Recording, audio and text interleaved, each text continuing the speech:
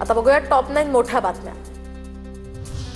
नासाचे Artemis 2 हे mission यशस्वी, तर चंद्राच्या कक्षेत गेलेले नासाचे 4 अंतराळवीर पृथ्वीवर सुरक्षित परतले। पॅसिफिक महासागरामध्ये ओरियन कॅप्सूल यशस्वीरित्या उतरलं। नांदेडसह परभणी आणि हिंगोलीमध्ये भूकंपाचे धक्के, 4.7 रिश्टर स्केलच्या भूकंपाची तीव्रता, तर हिंगोली जिल्ह्यातील पांगरा भूकंपाचं केंद्र असल्याची माहिती।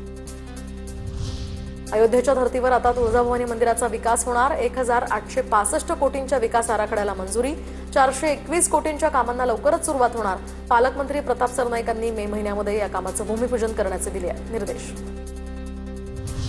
डॉक्टर बाबासाहेब आंबेडकरांच्या जयंतीनिमित्त जास्तीच्या बसेस धावणार। चैत्यभूमीवर येणाऱ्या अनुयायांसाठी 13 एप्रिलपासून जास्तीच्या बसेस सोडण्यात येणार, तर दादर स्थानक ते चैत्यभूमी दरम्यान या विशेष फेऱ्यांसह परिसरात अतिरिक्त अधिकारी सुद्धा तैनात असणार। राज्यात उन्हाचा कडाका वाढणार। पश्चिमी विक्षोभ ओसरल्यामुळे पुढील 5 दिवसात तापमानात मोठी वाढ होण्याचा अंदाज। एप्रिलच्या अखेरीस पारा 40 अंशांच्या पार जाण्याची शक्यता असून नागरिकांना तीव्र उकाड्याचा सामना करावा लागणार।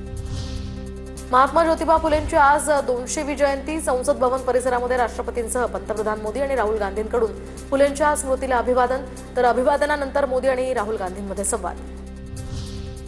बोरिवली पश्चिममध्ये नाला सफाईत मोठा गैरप्रकार उघड, तर रात्री नाल्यामध्ये दगडमाती टाकून दिवसा गाळ काढल्याचं काम, तर कंत्राटदाराकडून पालिकेची फसवणूक। गोराई रोडवरील या घटनेचा व्हिडिओ समोर। भारताच्या पहिल्या मानवी अंतराळ मोहिमेच्या तयारीमध्ये मोठं यश। वायुदलाच्या मदतीनं इस्रोची गगनयान मिशनची दुसरी क्रू मॉडेल चाचणी यशस्वी। 2027 मध्ये 4 पायलट्स अंतराळात जाणार।